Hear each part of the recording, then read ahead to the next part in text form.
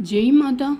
चरणं शरणं रमाम्बिके, चरणं शरणं त्र्यम्बके. Soon there were only a few minutes left. She was in a dilemma, not knowing what to do. If she rose for the prayer, she was failing in the law of hospitality. As the minutes passed, she prayed to the sun, "O Lord, I do not know which is right and which is wrong. If I fail in my worship, it is better to die. Yet I cannot falter in the dharma of hospitality either. So it rests with thee. If it be thy wish, I pray, bless me, so that I may worship thee in time." As she prayed thus in her heart, to her surprise, suddenly the ladies got up in a hurry, saying that they had forgotten another visit they had to make. They left quickly. Her heart full of gratitude, she performed her evening worship. Another day, she wandered to worship the sun by the seashore, and along with some ladies went to the beach. The time for sunset was fast approaching. Yet there rose in her a divine certitude that the sun would not go down before receiving her worship. And lo, when they reached the seashore, the sun was shining in all his glory, and as her prayers finished, sank down in a blaze of light. How wonderful is the play of the human and the divine in her life. Years later, Mother once spoke thus on the worship of the sun. Tulasi Puja is concurrent with the rising sun.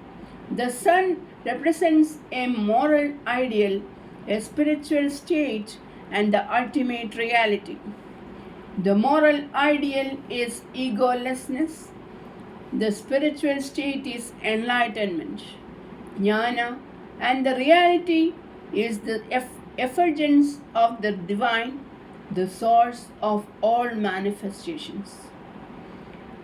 As the sun is impartial in giving light and heat, so too God's love and grace are equally on all. But you should open your heart to receive the grace. Then awakening comes. The sun is a symbol of God's grace on creation. The worship of the sun is therefore an invocation for God's grace.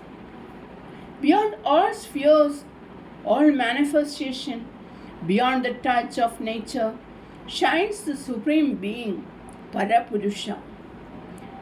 He alone shines there. That is his supreme abode. He and his abode are one. He is Brahman. In the highest spiritual sense, the sun is symbolic of this Supreme Being. During the period of her sadhana, 5 bhavas manifested in Rama in all perfection. They were Dasya Bhava, Shanta Bhava, Sakhya Bhava, Vatsalya Bhava, and Madhurya Bhava. For ordinary mortals, there should be the highest degree of devotion to achieve perfection in any of these bhavas. But in avataric lives, these bhavas manifest spontaneously, it is said. Shanta Bhava is described as a prelude to the dawn of bhakti, a placid reverence and devotion that one feels for God. Madhurya Bhava is rarely attained by man because the yearning and love for God is of such immense proportions that the aspirant should be beyond all worldly desires and rid of worldly sanskaras. Mirabai of Chittur, Radhika of Vrindavan, Gauranga Mahaprabhu, and Sri Ramakrishna are examples for this wonderful bhava. In Rama, this bhava surfaced in all its transcendent ecstasy when, after her Nirvikalpa Samadhi, she had the darshan of Sri Krishna. Vatsalya Bhava too came upon her at that time. In her life, it was Dasya Bhakti that flowered as the basis, as the foundation of her life in Grihasthashrama. It took the form of surrender and worship at the altar of Padi Bhakti. Her tapas existed in service to the husband in fulfilling even his unspoken wish. In later years, Mother often spoke of the purity and felicity of Dasya Bhakti thus. How can words make you understand the uplifting power of Dasya Bhakti? Bhagavan was the citadel of my worship. Even though there was wealth and comforts, I felt I had no right to them. My duty was to serve him. His comfort and happiness was my sole concern. Whatever he said, I obeyed implicitly. There was no thought of whether it was right or wrong. Everything was as he desired. I was one with his will and wish. My mind was serene and placid as a lake. When there is only thy and thine, where is the place for I or mine? It is difficult for you to understand the nature of this bhakti in Mother. Know that Dasya Bhakti should be the foundation of your sadhana to attain the grace of Guru and God. In Dasya Bhakti, there is always an element of Bhaya Bhava, devotion tinged with fear. Now there are those who may say, why should there be fear? But I tell you, children, you must have this bhava towards your Guru and God. It is through this bhava, Bhaya Bhava, that purification is attained. The mind and senses become controlled when you are afraid to do anything bad or even have bad thoughts. This bhava thus helps you to become aware that Guru is the witness to all your thoughts and actions. Then Trikarini Shuddhi on the triple levels of thought, word and deed is easily gained. But understand that though there is fear on one side, Dasya Bhava is also full of love and devotion. Whoever has genuine love for God will find happiness in Dasya Bhakti. They will find it a safe and easy path for sadhana. Mother has experienced this sublime bhava, so she can guide you. Anubhava should be there. Mere knowledge from books or words can never lift a jiva from the shackles of Maya. In this life of Grihasthashrama, in the struggles and chaos of worldly life, you can remain serene and unshakable in the divine wholeness of Dasya Bhakti. There is nothing a true Pativrata cannot accomplish in this wide world. All obstacles crumble to dust in her path. All gods and goddesses bow down, ready to fulfill her slightest wish. This dharma is the lifeblood of your mother and the very symbol of her adoration, Divine Mother. On the wings of time, months and years flew by. Those were years when, with discipline and consecration to Bhagavan, Mother crossed the hurdles of samsaric life. Though there was in her a consciousness that set her apart from all worldly play, yet she subjected herself to worldly weals and woes as any human being.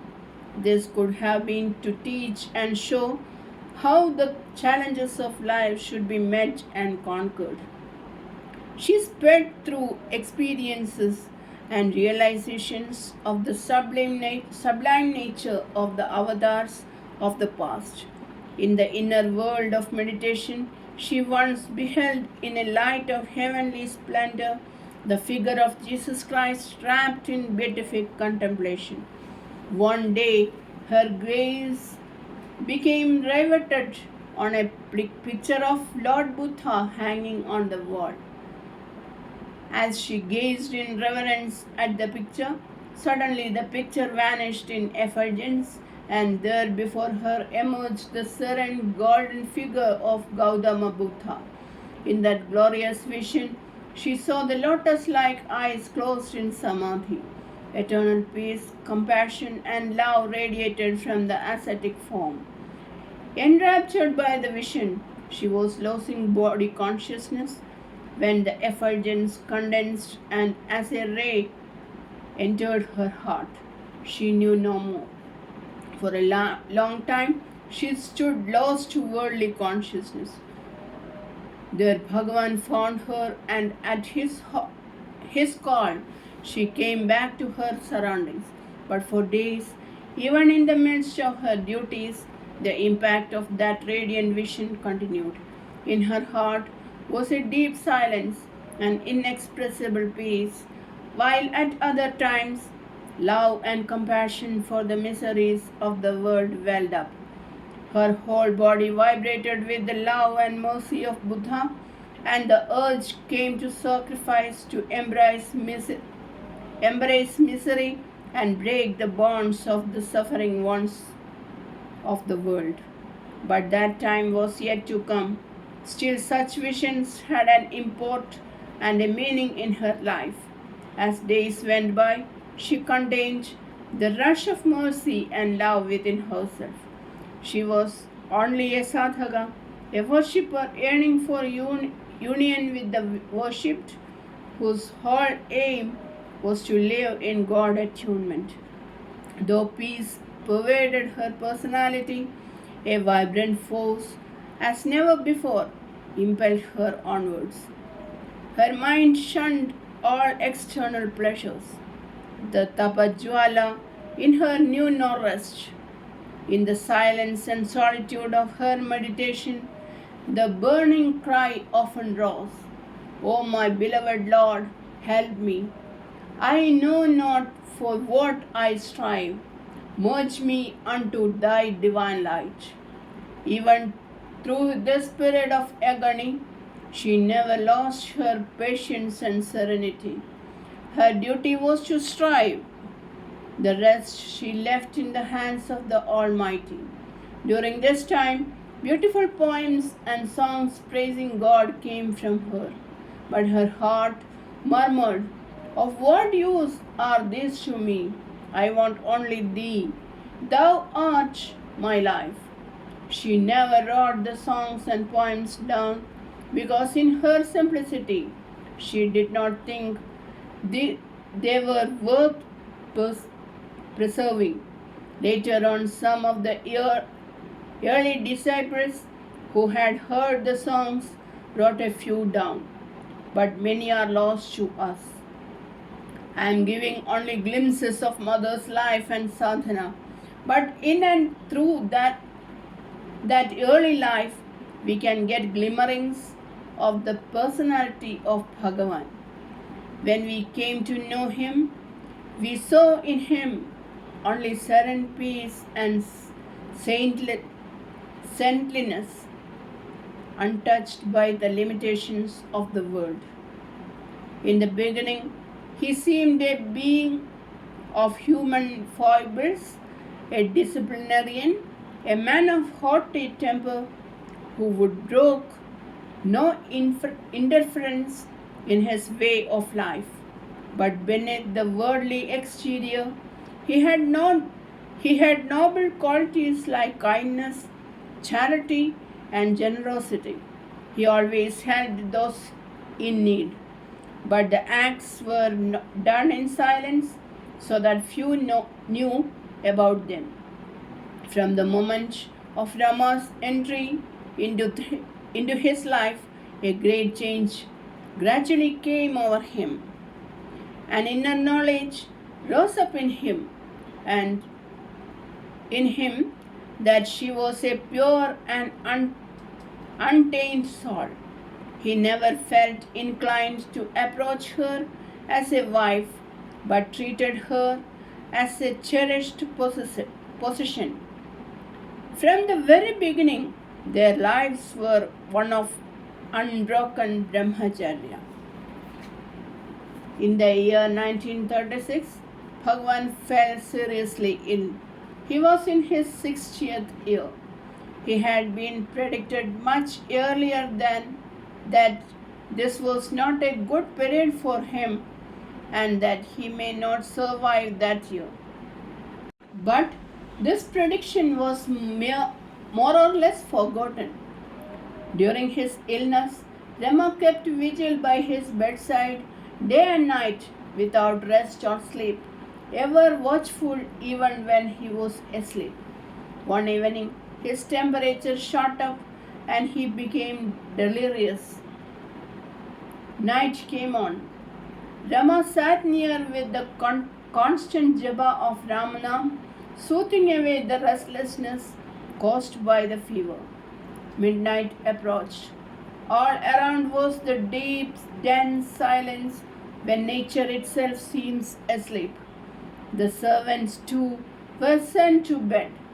Even when there was extra work in the house, she never allowed them to be deprived of their sleep or rest. The room was in darkness. Only the faint glimmer of light came from the night lamp. The brooding atmosphere seemed to presage some impending danger. Hers was not a vacillating mind ruled by anxiety or fear, but her latent power was watchful, and she remained at that bedside like a guardian angel of power and mercy. All of a sudden, the room was set ablaze with a luminous effulgence, strangely and vividly red. Wonderingly, she looked around the room bathed in this unearthly red light. She saw in the midst of that red radiance a huge figure of celestial bearing and tremendous presence. The face was effulgent and majestic, and the eyes emitted a red glow. In one hand, the awesome figure held a coil of rope, and in the other a trident. Rama sat still and silent, her eyes riveted on the form before her. As she looked, she saw the figure throwing the noose over her husband and a luminous flame leaving Bhagwan's body. At the same moment, the true meaning of the terrible happening flashed through her. This was none other than the god Yama, Lord of Death. She stood up, and there stirred in her the power of Devi, which would not brook any interference in her will and law. Her Padi Bhakti was a citadel of godly power which could bring life back to her husband. At the same time, in her human role as a Pativrata, it was her dharma to pray for her husband's life. So she paid obeisance to the presence. Addressing him as Dharma Raja, she spoke of the invincible powers of Pativratya as well as the power of Ramnam, which could challenge even destiny and come out victorious. She stood before the Lord of Death, not pale and vanquished, but radiant and splendid, wielding the supreme power of Dharma, she the dazzling giver of liberation. No sooner had she spoken than there occurred a marvelous transfiguration on the austere face of Dharmaraja. A flash of infinite grace softened the regal face. He bowed in reverence to her. She saw the flame of light slowly returning, approaching Bhagwan's body and re-entering it. Savitri had to walk for many a mile with Lord Rama, but Rama stood on the bedrock of her dharma. She knelt before Bhagwan and found that drops of sweat covered his body. As she gently wiped the sweat away, she found that the fever too had subsided. The red glow that permeated the room was gone, and when she looked up, she found that the awesome presence had vanished. It was the fulfillment of the divine law of truth and dharma. Overcome by bliss, tears coursed down her cheeks, and she stood rapt in adoration of the power and glory of Satya and Dharma. Charanam Sharanam Ramambige, Charanam Sharanam Trayambage. Jai Mata.